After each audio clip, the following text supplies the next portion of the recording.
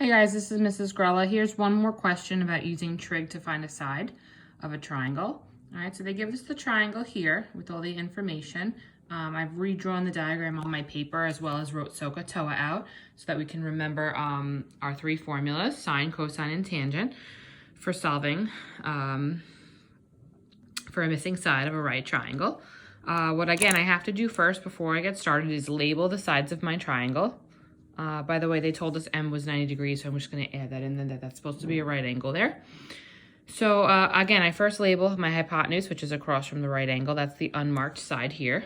Then I have to take my reference angle of 31 degrees. That's the only angle in the picture. Remember, X and 7 are sides because they're outside the triangle.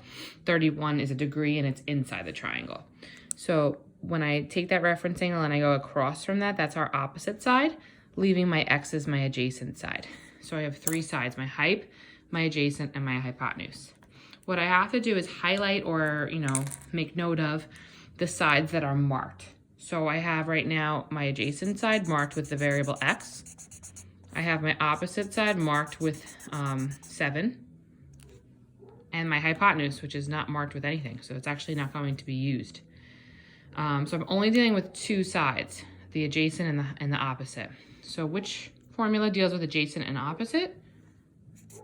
That would be the tangent formula. All right, so we're going to use tangent.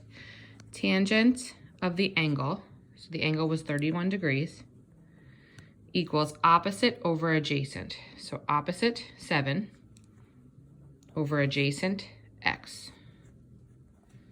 All right, so here's my equation. What I can do, like I did before in the other problem, is put the tangent of 31 over 1. So that way there's two fractions set equal to one another. When I have two fractions set equal to one another, I can solve by cross multiplying. So I will do 1 times 7. So 1 times 7 is 7. I bring down my equal sign. Now I'll do X times tangent of 31. Well, I can't actually do that in my calculator. So I'm just going to leave it as X times tangent of 31. Right? That's all I could do right now at that point. Again, I can't put that into a calculator. What I can do is get the X alone. I can get the X alone by getting rid of this times tan of 31. What is the opposite of multiplying by tangent of 31? It's dividing tangent of 31. So if I divide, they'll cross out. Whatever I do to one side, I do the other. So to figure out X now, it's just going to be 7 divided by the tangent of 31. Well, I don't know what that is, but my calculator can tell me what it is as long as I'm in degree mode. So let me type that in.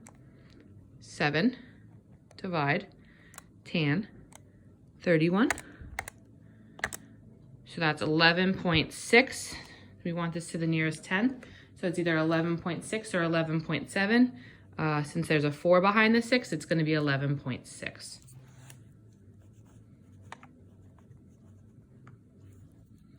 And that's my answer. That's the side. So when I go to answer on my delta, I'm going to type 11.6. And yes, I would like to submit that, and it's correct. All right.